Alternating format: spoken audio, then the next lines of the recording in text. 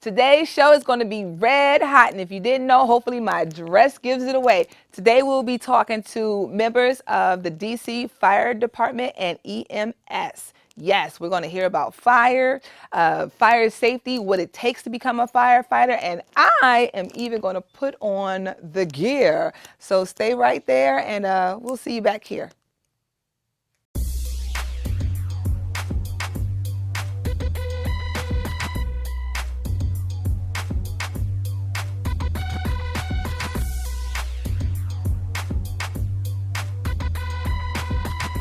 When you were little, what did you want to be? Did you want to be a firefighter, an astronaut, a police officer? Well, I know for a lot of young people, male or female, they wanted to be firefighters. And today we have two firefighters with us to help us learn more about fire safety and saving of lives. Today we have with us Mr. Willie L. Thomas Jr., who is the Battalion Fire Chief for DC Fire and EMS. He is a fire officer with over 25 years of public safety experience with numerous professional certifications. He has had various training in areas relating to fire safety and other issues pertinent to his field of expertise. At present, he is serving as a medical services officer and currently serves as the agency recruiting officer for DC Fire and EMS. So, welcome, Mr. Thomas. Yeah, thanks for having or us. Battalion Fire Chief Thomas. Yeah, thanks for having me. So you're in charge of basically all the hiring of potential firefighters, correct? Yeah, basically, I'm the recruiting officer for the fire department, and what we do is I'm responsible for replacing the people that leave. When people retire or leave for various reasons, I need to bring in replacements to compensate for the attrition rate. Right. So, Okay. So when we do that, we're basically screening applicants, and then once, just to make a long story short, we have a entrance exam we do, and then the candidates based on their rank.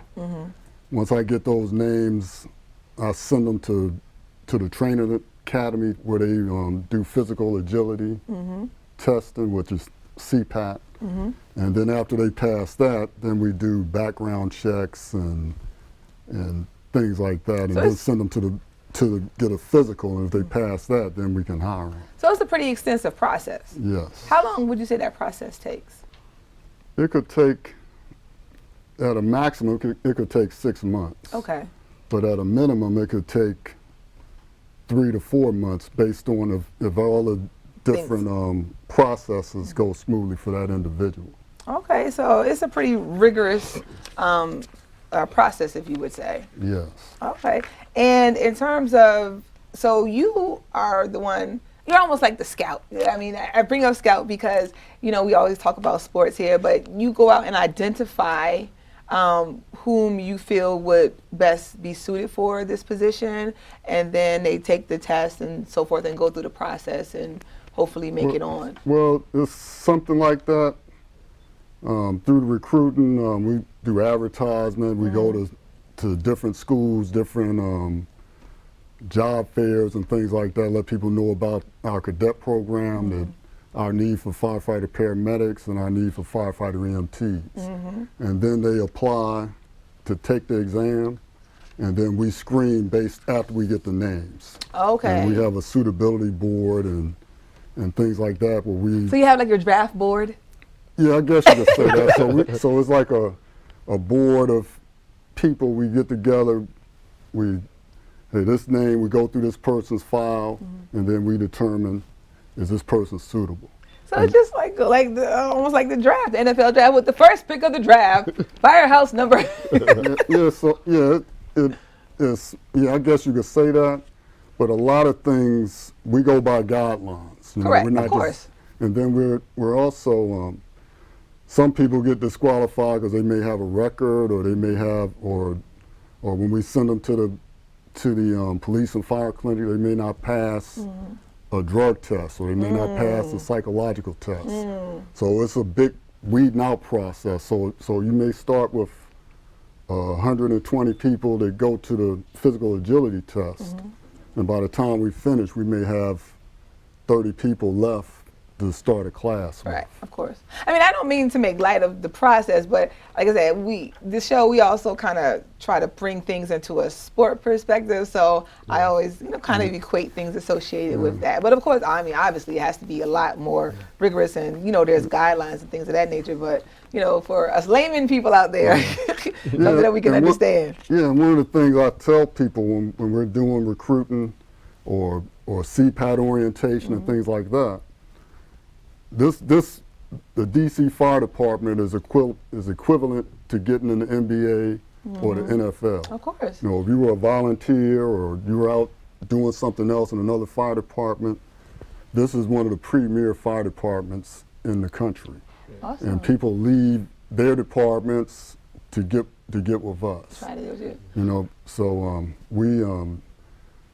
So we protect the president, we protect Congress. We do now, when you security details, when you things say like that protect also. the president and Congress, now, like I said, I've always thought that it was the Secret Service that did that. So where does DC Fire and EMS come into play in terms of protecting? So we play an aspect.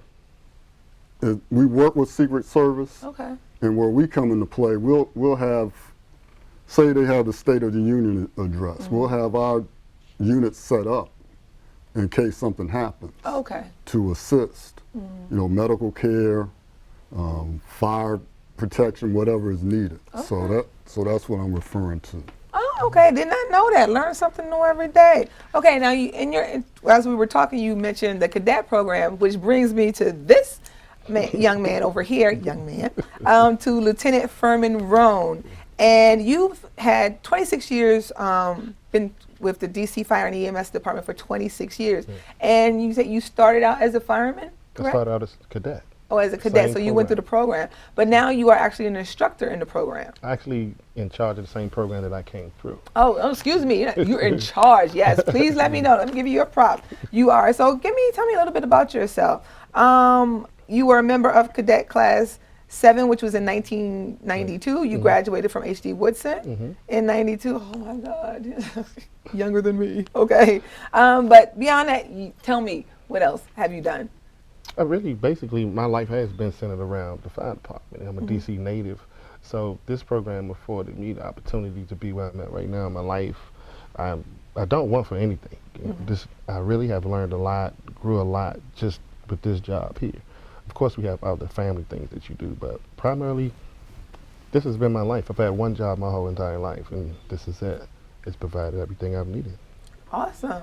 Now, Battalion Fire Chief Thomas, how did you, or what made you want to become a fireman or to get into this line of work? Well, I've kind of seen firefighters from afar. You see the fire trucks going down the street and dealing with different emergencies. You may see occasional fire, building on fire. You see the firemen at work and things like that. This is when I was a teenager. You see things like that off and on. And I went to college and graduated and all that, and I was working for the Department of Recreation. And then one day my father gave me a newspaper article and said the fire department's hiring. I'm like, well, I'm not interested in that. I think like a father. I think that's too dangerous. And my father was like, no, it's not dangerous. They wear gear and all this other stuff. And that's how my father was about everything, basically. So I was like, well, let me look into it. So I started going to the different fire stations and talking to firefighters. And they were all telling me about how much they loved it, the adventure, the schedule, the opportunities to help people fight fires and things like that. And then another thing that was going on, it was firefighters that would come to the recreation center.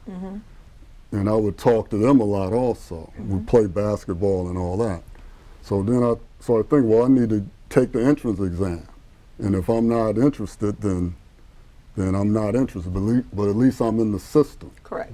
So I took the exam, and I scored pretty high on the exam, and one thing led to another. I got in a recruit class. I graduated. I was appointed to Engine 6, which is across from Dunbar High School.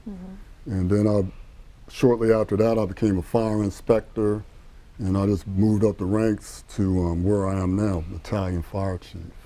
Okay. And I think the recruiting aspect is a good opportunity for me to help people that want to be in the fire department, that are serious about it, and also people that aren't serious about it, let them know, hey, this is what it's about. This may not be for you, type of thing. So.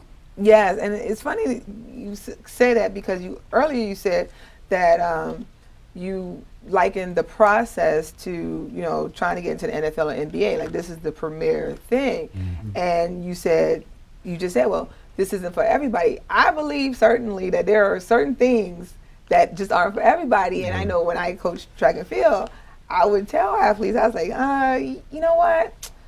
Love you as a person, but you know what? This may not be for you. And I would tell my athletes, like, this ain't for everybody. So please feel free to go if you feel you need to, because we only want those who are committed. And I would think in a situation with the fire department, DC Fire Department and EMS, you only want the best of the best and those that are committed. Yeah, that's a good point, because that's something that I tell people when we go to these different schools, when we're recruiting cadets and things like that. I tell them we're looking for people to replace us. I need somebody that's going to replace me, that's going to replace the lieutenant, and we want the best people we can find. Absolutely. Because when I'm not in the department anymore, I live in the city. If I have an emergency, I want somebody that comes here that's serious about the job. Exactly. All right, and Lieutenant Furman, so you spent 17 years with a member of engine number 25. Now, is that how they designate the various firehouses in the DC area? Well, there's different numbers. There's no rhyme or reason to how the numbers are put out there. But, Engine 25 is based in Southeast DC. Okay. It's right near Blue High. So how many engines are in DC? Like how many firehouses do we have? Well, it's 32. Oh, 32. Okay. Is that considered a large number, or? Well, DC is only 64 square miles approximately. Right, 19 miles from one point, the longest point, yes. So we only have 32 stations. So that's approximately, every station is two and a half miles apart. So we can cover stuff real quick. Okay. But we have one of the highest call volumes in the whole entire country. We have more numbers. than New York City, because They have 8 million people. We're close, believe Really? it or not. We have one of the highest call volumes. See, that's why a lot of people, when he said the NBA thing, a lot of people want to come here because we run those emergencies a lot. A lot of people don't see it, but we're all day long. Okay. All right, awesome. So now, you're an instructor now. How many people are currently in, I guess, the cadet class that you have right now? My current cadet class has 20 young people in it right now. So they've been with me since October of 2018. So they'll be graduating in September. So you're this like their year. drill sergeant? I'm the first person they see. Hey, you like that drill sergeant? Okay. I mean, I have, military background, and listen, that drill sergeant. Yeah, I'm the one that's trying to make sure that I mold them. Because with the cadet program, because you're only dealing with 18 to 21-year-olds, I'm dealing with just the youth. Right. Some come from different backgrounds where they don't have that authority figure in the house. Correct. Some like, i.e., you have single parents. Correct. Sometimes your mother or the father, but sometimes they're not used to structure. So our program is a little longer so that we can facilitate that. We can't just put them out there at a firehouse and you thinking that they could do a professional job, but they still kind of rough around the edges. So what we do is we try to put a program together where we structure it to try to get them ready for that diversity thing. Hey, when something goes wrong, how to react to it. So that extra time they get a cadet program is vital in helping them become a fireman, because they have to be able to be professional day one. And you can put a young cadet on the street at 19 years old. Oh, right. And you're in somebody's house and you're the lead person. Wow. So you have to have everything in check with you. So that's the great thing about us. We get a little bit longer to train them than the average recruit, but it's beneficial at the end. Now let me ask you this. So you've been doing this for about a minute, as they say. Have you noticed any change in the young people in terms of how they used to be and how they are now in terms of behavior, the way they think? Of course. How they deal with adversity. I mean, I'm a teacher. I teach high school. I deal with freshmen through seniors, and then I also volunteer coach at a university. And even dealing with those freshmen through seniors, you kind of think, well, they should be at a certain level, but then you quickly realize, oh no, they're not. There's so much you still.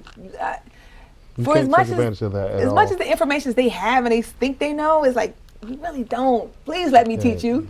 Yes, because some of them come to you don't even know how to start a bank account. Some of them don't know how to save money. It's a various different things. They don't know how to rent an apartment. Some people we have to really take them by the hand, and this is how you do it. So if they don't know how to do those basic life skills, how can they save me? That's the point, and that's the beauty of the cadet program, because we have a year versus a regular recruit will be there 6 months. We have the extra time to get them ready for that. It's a lot of life skills that they have to learn before they finish.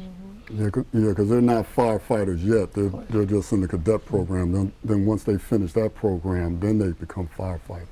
And then, so even after so once they graduate out of cadet program, then they still have additional training that they must do to become a full-fledged firefighter. Well, they're firefighters, but Okay. once they get into the company, then they go through their probation, Okay. and then they're in a probation period. Awesome. Okay. Understood. Understood. And how many cadets are currently in the program right now? In my program, Yes. right now we have 20 right now. But the department allows one class per year because it's a year. So every year I get an influx of 20 to 25 students. Okay. Sometimes he might send me more because I come from his office to me. So our goal is to try to get 30 next year. So how many instructors do you have with you? Because you're I always have 3, but when we get to another phase, we have 3 phases of the cadet program. When we get to phase 3, they give me 2 more instructors. When we okay. get to the fire training portion. Nice. Now, I just want to add, I gave you some wrong information. We actually have 33 stations, and Okay. we have a fireboat Oh. that's also a station. Okay. But that's not included in the Right. 33. So Okay. just wanted to clear that up. All right. Well, thank you, because did not know that as well. So anything else because we're just trying to wrap up the situation about like trying to get to know you and how you came into this. Anything else important or interesting that we can tell the viewers out there about yourself? Me? Yeah. I'm really like I'm just a You calm seem like guy. you're like really laid back and stuff like that. Really But laid back. I am sure, because it's the laid back ones that when they go off, it's like, oh, you don't want to get Lieutenant Furman. Yeah, that's the thing. That's like I told her, I try to control attitude. I've been doing that for a long time because I don't want people to see me wrong. Okay. Because, what people see the first time, that's what they're going to kind of judge you off. So I kind of keep it calm so that you would judge me accordingly. Well, you have to stay calm because a lot of times you're in both. I mean, you've probably been in very high stress situations, and if you stressed, oh my God, can you imagine who else is stressed? Yeah, everybody else is going to get, they're going to Exactly. follow his lead or my lead. So somebody got to be calm when all the chaos is going on. Exactly. And on that note, I think that is the perfect way to end up this segment. And in our next segment, we're going to find out more about the cadet program. And I saw some equipment over there that, I want to check into because, me, I'm all about the equipment. Oh, So stay tuned for the Veronica Harris Show.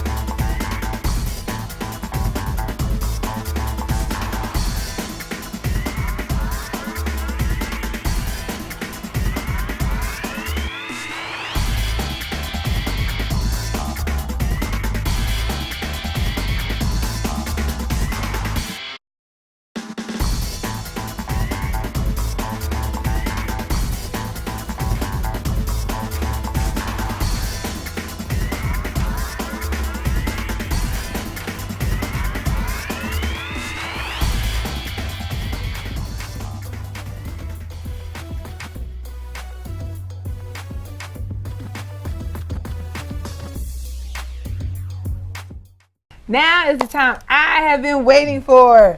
Show and tell. I love equipment. And if my co-host, my brother Gregory, was here, he would be all over this. So first, there's lots of good stuff here, but I realize not everything is here because the tank is not here. Okay, the tank is you.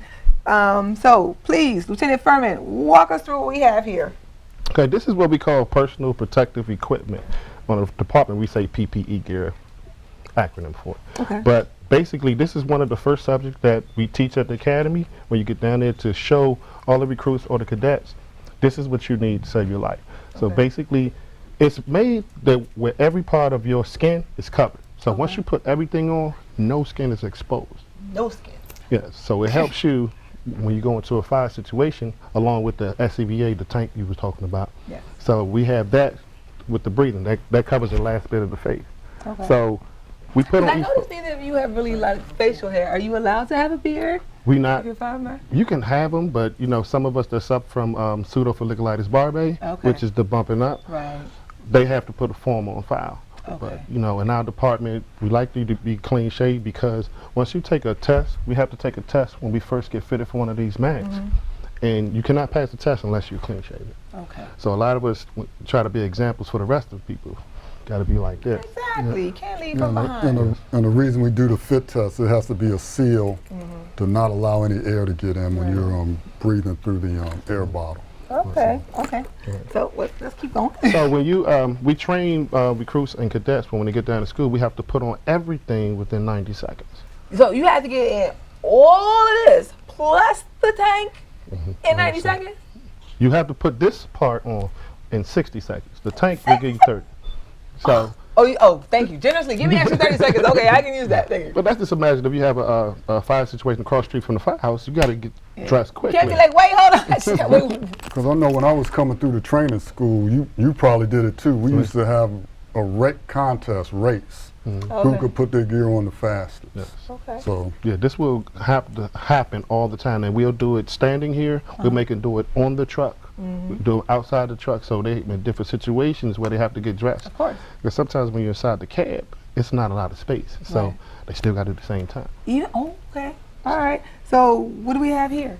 These are the boots. We get on this department. We get two different types of boot.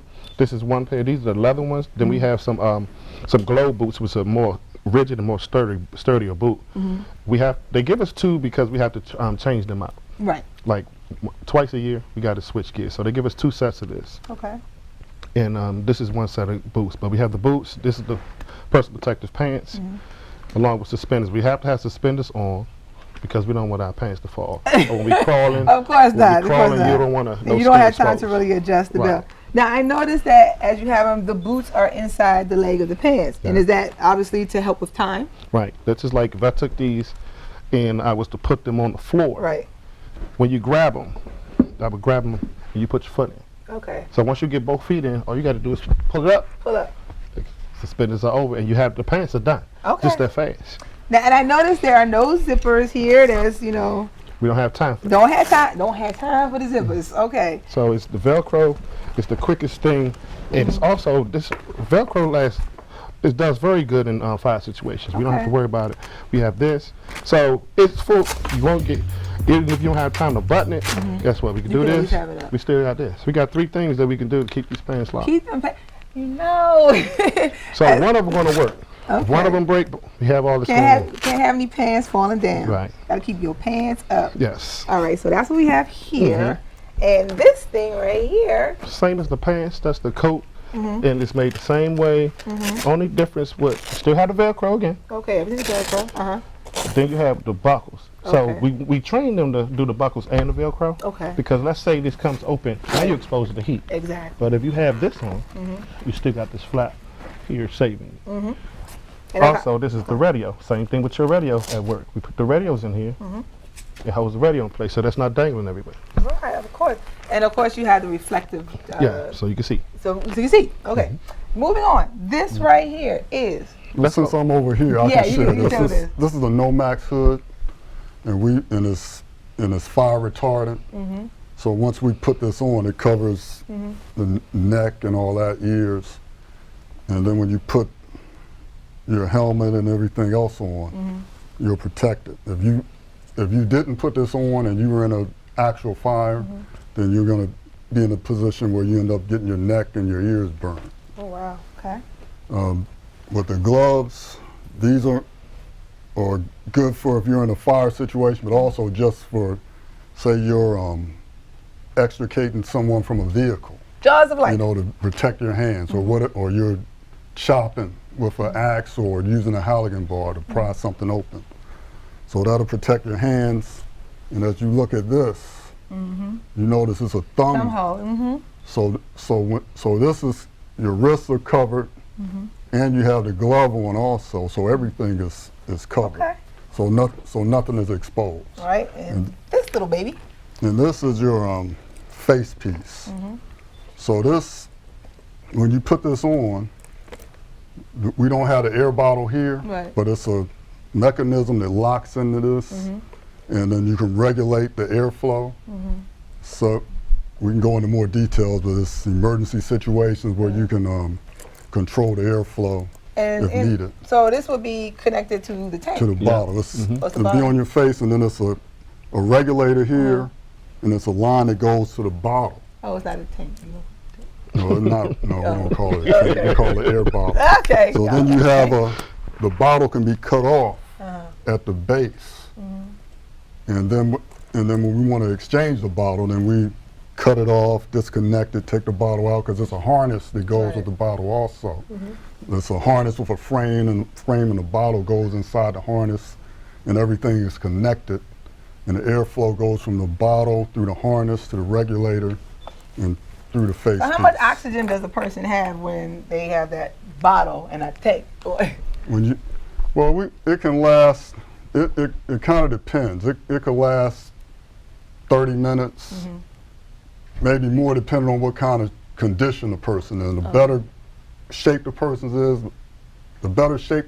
in, the longer the bottle of air will last. Right. So in other words, the more efficient that their breathing is, obviously. And staying calm and Right. things like that. If you're panicking, obviously you're going to use up the air much faster. Okay. Yeah, it lasts normally is regulated at 1 hour, but like you look athletic, so you'll Yes. probably get 60 minutes. Yes. But if I decide to tell you to run down here and run back with the equipment on, you might run out of air in 45 because you're breathing quick. Right. So, Right. Okay. Depends. And of course, the iconic. Do y'all call it the helmet or what? That's do you the call helmet. Yeah. Okay, you call it the helmet. And your name is on it, Lieutenant Rome. Yeah, that was a gift from every time I get promoted. My Engine 25 gives me a new shield every time I go up the ranks, and they'll just give me one. All right, this is awesome. And I have all my assignments on that helmet, so I remember where I come from. Oh, okay. If you go under the bottom of it, Okay. I have everywhere I've been assigned as an officer. Oh, So it's awesome. kind of sentimental to me. Yeah. All right, now of course, because I am so hands-on, I want to get into the equipment. Uh-oh. So I shall remove my heels. Uh-oh, you gonna mess your dress up? No, we'll be all right. It's called dry cleaning. Okay. And because I am always prepared, have the I knew she bonnet was for the gonna do hair. Yes. Oh. So you're going to put the helmet Oh, everything. yes. That's all. Oh, yeah. I believe in full immersion Okay. when it comes to the experiences. So Okay. So well, let me put Full these down here immersion. for you so you can reach them. we're not going to time me because I don't think I could do it in. Nah.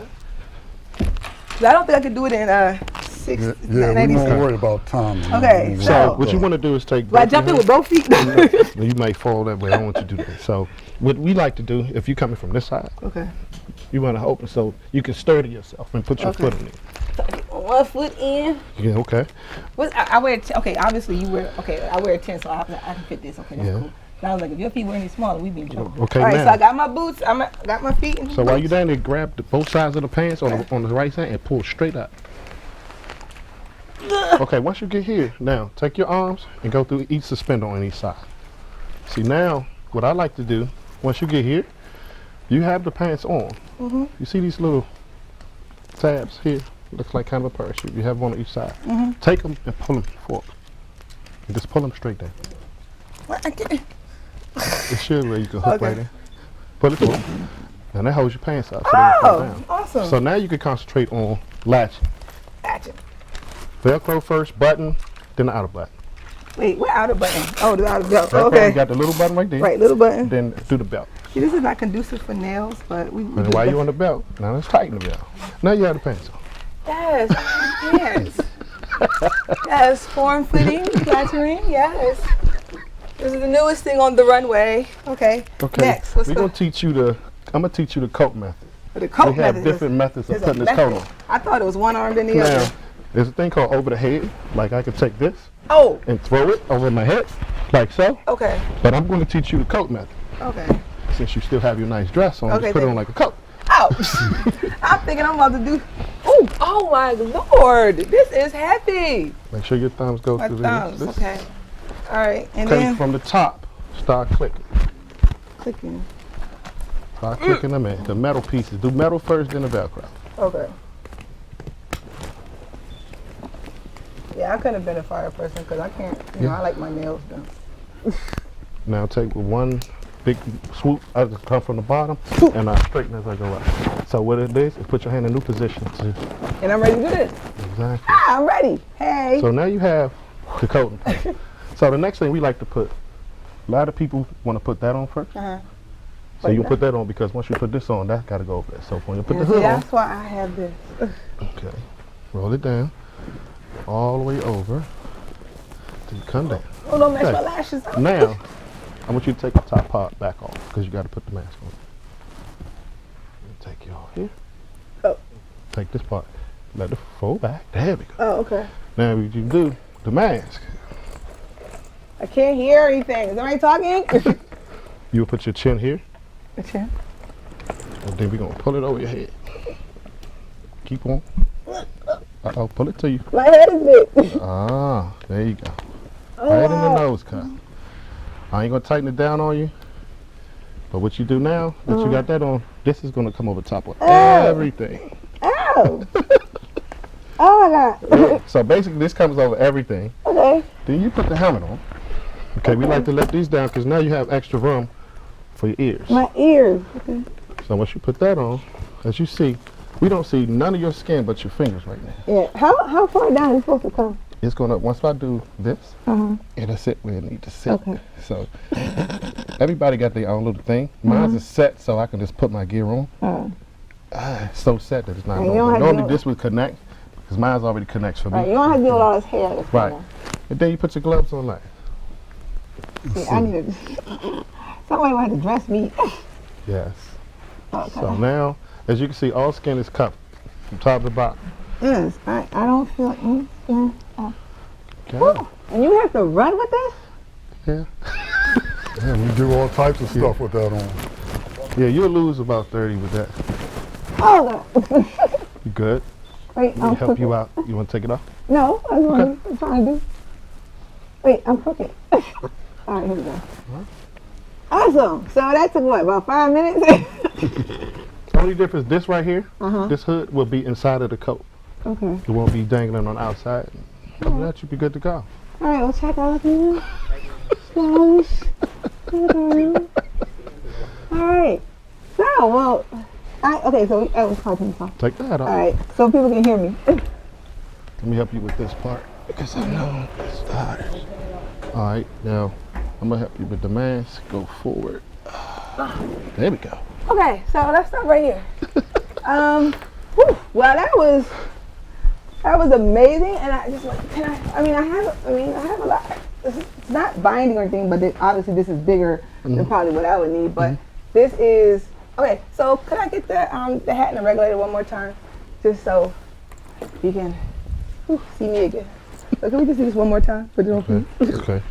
Put your chin here. Nose go right to your nose cut. Chin. Oh, chin. Put your chin there. Watch the lashes. And I'm gonna push it to your nose. But I'm gonna take care of this part. You take care of that because I want to mess your legs. Okay. Are you ready? Let's go together as one. Wait, let's do this. Okay, go ahead. 1, 2, 3. All right. My part is done. Yours. Now we could tighten this up to your face. I didn't tighten it to you so it could sit right where it needs to sit. Okay. All right. Oops, lost my glove. And we can put this, and this goes back on top.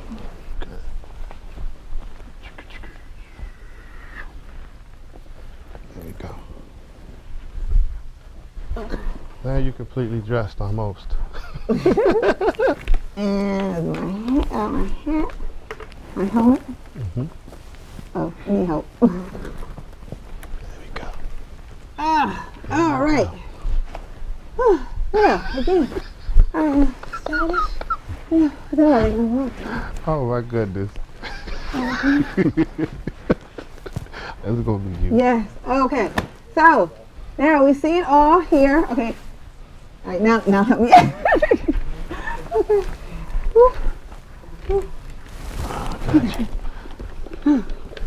It is a good thing you are a person who can't be claustrophobic in it at all. Okay, well this is pretty awesome. Like I say, I've seen a lot of firefighters. I've seen a lot of trucks. I've maybe been on a truck once or twice, but never had the opportunity to put this on. And this is pretty tight. I like it. It's pretty comfortable. I mean, if you gotta go fight a fire, you know, hey, why not put this on? Okay, it's hot. I know it is. All right, let's do your Velcro. Now we can go ahead and take your metal off. Then we Now, after every incident or a fire, what do you have to do to maintain? I'm sure because you have to keep all of your equipment in good. So what we do after any major fire, we have to wash our gear. Okay. We have big industrial wash machines at different facilities. Okay. And you have to take it there and wash it, and then you have to take your second set of gear that's issued and put that in service. Okay. And use it until you have another incident and keep on doing that. That way you don't have no carcinogens around. Okay. Let me grab some. There you go. All right. So, all right. Well, we're gonna leave this on for a little bit. Try again.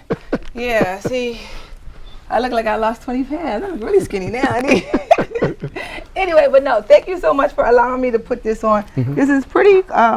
It's quite cool. Is there any other color combinations? Is it only this color? Do we have like? Well, we just went to black. We normally have a beige. Okay. Beige. Go ahead. We normally have a beige one, but this is in the last 2 years we went to the black gear. Okay.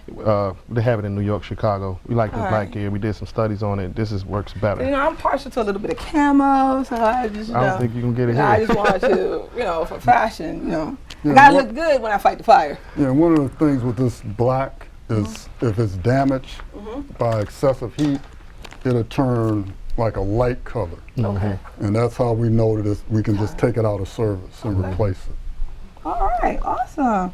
Well, this wraps up this segment. This was our how-to demonstration segment. And when we come right back, we're actually going to meet one of your cadets. And we're just going to, talk about a little bit more fire safety, stop, drop, and roll and everything. And now you lighted up. So we'll be right back to the Veronica Harris Show. 911, what is your emergency?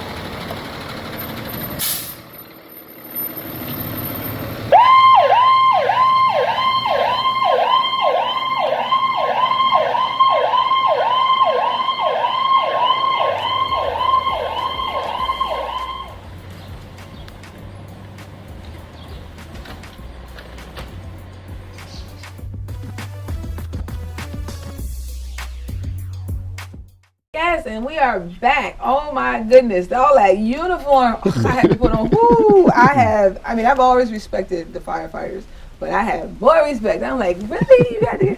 And I thought I had troubles getting dressed in the morning. Like that would be a trip for me. Anywho, but it probably isn't a trip for this young lady here, Miss Cadet Brianna Brooks. And hi, how are you? Good. Welcome to the show. So you were born in Washington, D.C., a native Washingtonian. Yeah. All right, and you're 20. Oh, you look like a little baby. Oh, so cute. You graduated from Dunbar High School. Yes. In 2016. You were honor roll all 4 years. Good for you. Okay.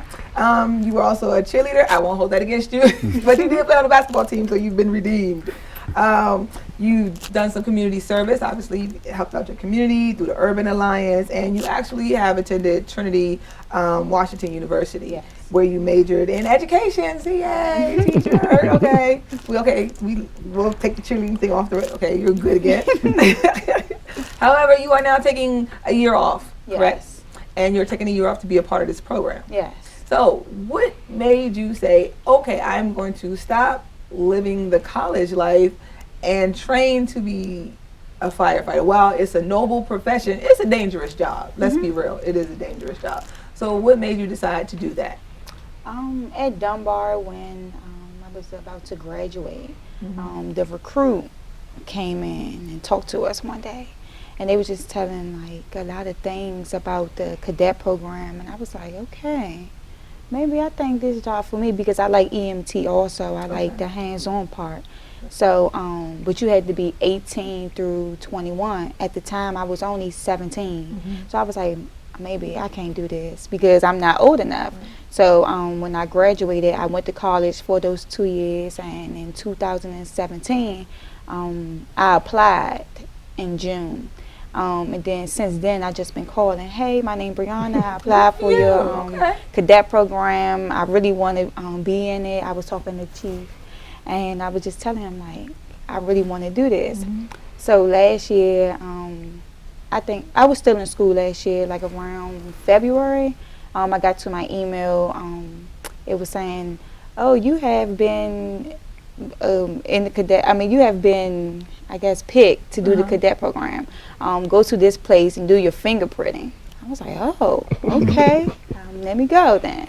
So, and since then, I feel as though, like, this job is for me. So. Okay. Now, do you want to stay, do you want to just be the firefighter, or do you want to do EMT and become a paramedic? I want to be an EMT and then go to being a paramedic, but I want to learn EMT. Like, I want to do that for a while, learn my job, and then go be a paramedic. But also, I do want to go back to school and get a degree in education, because that's one of my goals also, is to be a teacher for early childhood. Okay, early childhood. So I was going to say, you can take a lieutenant colonel's position when it's time to go. Listen, be it as one who's studied education and has been a teacher for numerous years, it's a rewarding job, but it is very, it can be very trying and challenging.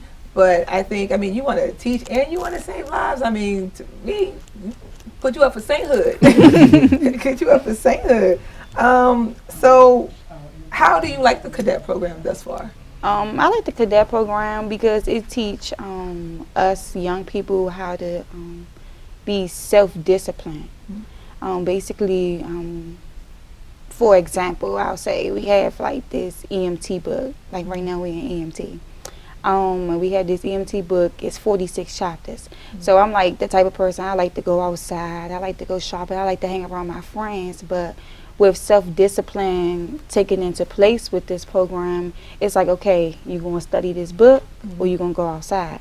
So I'm going to study this book because it's not like you just going into someone's house and you just going to look at them. Like someone's life on the line. It's like you have to know your procedures and everything you have to do to make sure that person stay alive. And also when you get to the fire side, you got to make sure that you do everything that you're supposed to do, because if you don't, you will put yourself in danger. You put yourself in danger, your peers in danger, and the people around you in danger. Right. So This right here, she get my pick for honor cadet, because I guess the thing us with teachers, we say, oh my God, the youth today, what's going on with them? But I'm pretty sure we were, I don't think I was, but I think we were, that way to an extent. But no, to really see that, you have that discipline and you have that, determination and perseverance to want to complete your various goals that you have, but then to understand, to have an understanding of the importance of your job, because you're right, when you walk in,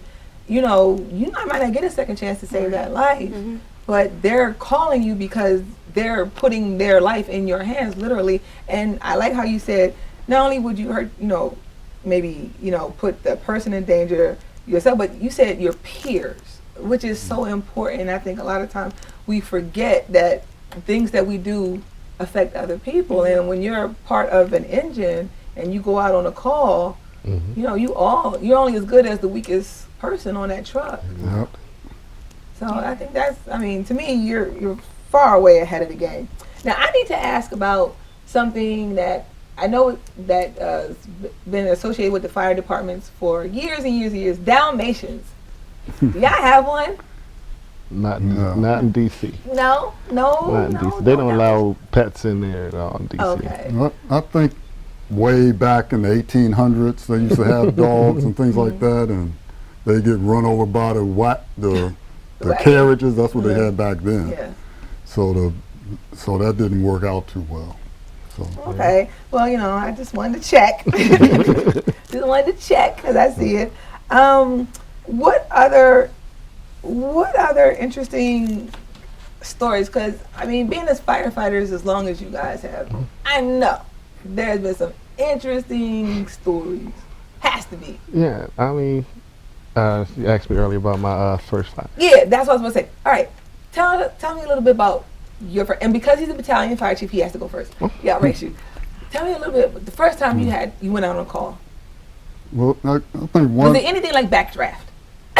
Well, we went on one. I think the first call I went on, I was nervous and everything, and it turned out to be some kind of food on the stove or something like that. But that was the first one I went Okay. on, so I didn't know what to expect, type of thing.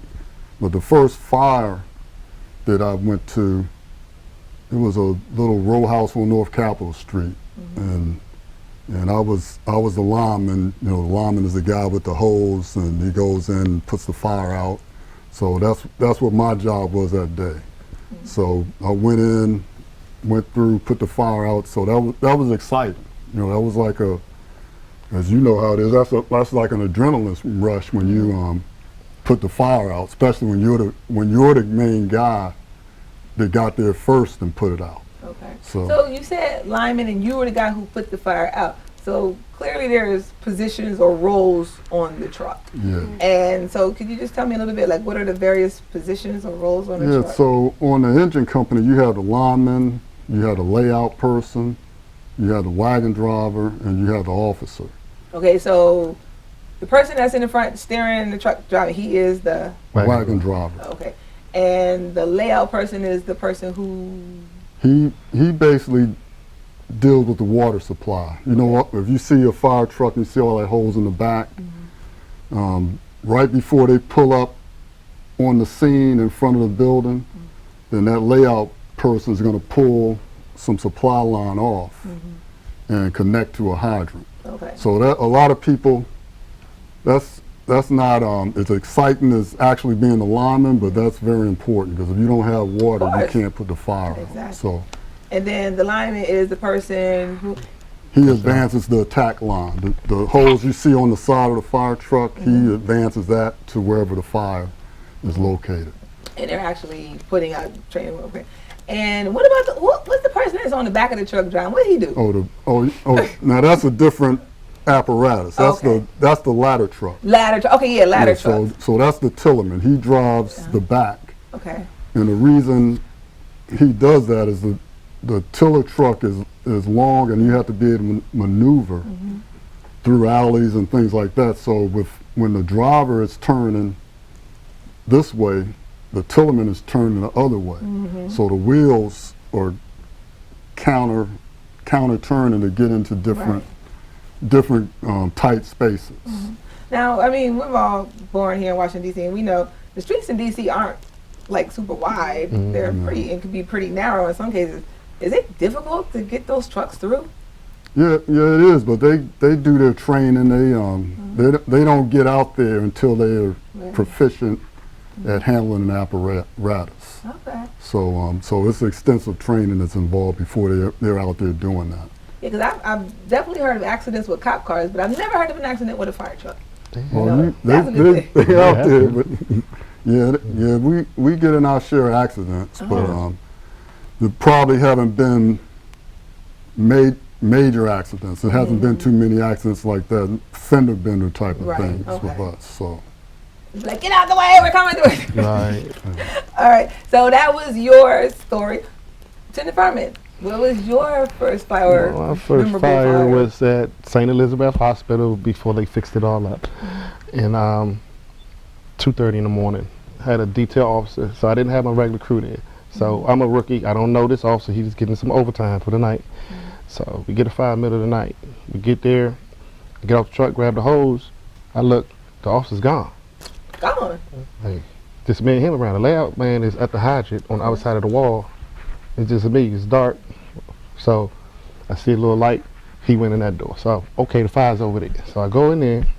When I go in there, it's smoke. I can't see anything. And I'm in a maze for about 5 minutes trying to find it. I can hear the fire crackling, but I'm just going to the sound. I get to the fire. It's probably from floor to ceiling high. Only thing, it's a chain link fence inside the structure. So I can't get on the other side of Trying to it. keep people in. What's going on? Whatever they had was in behind this Okay. fence, and fire was just going. And then I could see another company burst in the door, trying to get it on the other side. So I had to fight my first fire through a fence. So I'm running down the fence line, just spraying my life away so that they won't take my first fire from me. Oh. So when I finished the fire to put it out, the officer that ran, he's sitting in the corner the whole time watching me. Good job, rookie. I was like, really? And he just walked off and just left me. It was just like that. Wow. I didn't know the guy. Talk about trial by fire. Yes. Just was watching me in the corner, never said, do it like this. He was just watching me. I was like, wow. So, I guess he wanted to see what you could do. yeah. But I needed his guidance. Yeah, okay, that's true. That's true. You know, you don't have to give him all instructions, but we definitely need guidance. Now, let me ask you this about fires. I've heard from different sources over a period of time that there's a whole science to the thing about fires, putting out fires. There's only certain substances that can be used to put out certain fires. But do fires almost have almost like a personality, so to speak? Like, this type of fire behaves in this type of way, and you don't want to come across that. Almost like, you categorize tornadoes. Like, oh my God, that's an F5, and, we can expect certain things from that. Are fires like that in a way? Do Yeah. they behave in similar fashion? Some of us are efficient at reading what we call reading smoke. Okay. You can also look at if the fire's been And what does that vented. mean, reading the smoke? You can see the direction of the smoke sometimes. So sometimes I can tell you where the seat of the fire is just by the direction of the smoke with the wind. Okay, of course. So you can read it. Then sometimes you can read the smoke and see the color of it. Mm-hmm. You're like, it looked kind of grayish. That might be a backdraft potential. But like I could look at the structure. It's not vented. It's been going away. It's a concrete structure. So all these things come into play. So when you look at the smoke, you're like, okay, we got this going on. So we need to back up. So it's different things you got to pay attention to as you're walking up your walkway. I'm so glad you bring this up because, again, teacher education, we're all about, learning and things of that nature. You have to be pretty smart to be a firefighter because there's a lot of things that you have to, you have to take in the weather. You guys got to be weathermen almost. Like, you have to take in the weather, not only that, but you have to know about the conditions of the structure where the fire is, and if you don't have that information ahead of time, you have to quickly assess. And sometimes you're doing it blind because it could be like 2:30 at night, overcast and stuff like that. What else? You don't know what started the fire, and you have to be able to get all these little clues. So in the midst of trying to, put out this dangerous thing, you're quickly assessing and taking all this information and coming out with all these conclusions about what type of fire this is and how do I most efficiently That's put true. it out. Our new standard operating guidelines, basically, they had this thing where we do a 360 now. At first, me and the chief would come to the front and tell what we see. Right. And we would go based off what we see in the front. Right. We have to wait for another unit to come around the back and tell what they see. So now we have to do it ourselves. When we first get there, we got to go around this whole scene to look for all hazards before anybody goes in there now. So a lot of things have changed to make sure we're safe. Okay. But then you have new hybrid construction, Yes. where you have the business at the bottom and these new modern structures. Yeah. Some of them are lightweight construction, which is like thin wood, I and they didn't- just go up like that. I didn't even think about that because with the new, as new building materials come out, and that also makes a factor into what you have to Everything. do because you have to be up on that because I'm sure. Yeah. If Oh we my teach God. building construction in the academy, that's part of our Yeah. training. We learn all of these things. And And then- something else that happens is they gut some of the buildings out. It may look like a old building on the outside, but it's lightweight construction on the inside, so it can be deceptive sometimes. Shoddy work. And then oh my God, good. And you have to deal like if you come into a structure, depending on when it was built, like if it was like because we have a lot of historic buildings, Exactly. and so that's a lot of y'all can't just go and chopping away. You Right, gotta because do what you gotta sometimes do. historic society can be pretty treacherous. They're like, you can't do this to this building. You can't just come in here But if chopping we have an away. emergency, sometimes we act and we'll deal with the repercussions later. Because if it's life involved, we're going to save the life. And something important that we do to offset a lot of this, because we don't want to be on the emergency trying to figure out what's going on in the building. We do a lot of pre-planning. Part of during the day, the companies can go to these different buildings, look at the planning, determine what type of construction they are, pre-plan what if we have a fire in this building, what are we going to do, how are we going to handle it. So So then when it happens, it's not as much guesswork. We're all on the same page. So basically, people in the fire department go around and like almost like survey the various buildings around just to say you get to know the layout. Luckily, DC is not that big. Yeah, we do it on every call. Like we have a medical call. When I finish packaging the patient, I send you off on the ambulance. We'll wait and then walk around the street and just look at a building before we get back on the truck. So we doing it all day. Really? You know, we go in people's house. We watching the layout as we go in to see how this house is. Because any other time we can't go inside. That's so interesting because a couple times, like my dad, bless his heart, you know, a couple times had the fire department come out because he decided not to do whatever he wanted to do. And so when you guys are coming and y'all looking at our street and you're checking out Everything. the house, and I know all the that whole stuff. structure of this building now. Really? Y'all done cased the joint. Well, that is amazing. Oh my gosh, this is so amazing. But you know, we're up against the break, so we're gonna wrap this up and we're gonna come back and finish up. Jeez, I need to come visit y'all and just learn. This is so much. You got me. I'm like, this one. Okay, but stay with us and we'll be right back to finish up with Brianna Brooks, Battalion Fire Chief Thomas, and Lieutenant Furman, right here on the Veronica Harris Show. Oh, again, it has been a fabulous time. Oh my God, I was just so interested. I want to know more about case the joint and everything, all the stuff that you do. This is very nice. Brianna Brooks, thank you so much and continued success. I know you will be a success. I hope I never see you. That means that something happened or anything, but you know, but if I see you on the street, I'll be like, hey girl, how you doing? Battalion Fire Chief Thomas, it has been a pleasure. It's good to know that someone of, you know, of your stature is in that position to help, you know, bring in the next crew. And because like you said, I think we were talking earlier, you want to make sure that who you bring in is going to be better than you because, hey, you're going to retire and you want to make sure you're being protected. Yeah. But, and Lieutenant Furman, I am pretty sure if they're being trained by you, they are going to be, you know, on point I and appreciate that. professional. I appreciate that. So thank you all again. You are always welcome here at the Veronica Harris Show. And thank you all for watching. I hope we have educated you on something. And for any of you out there that are looking for a different career opportunity, make sure you check out these websites. And we will see you all again next time on the Veronica Harris Show.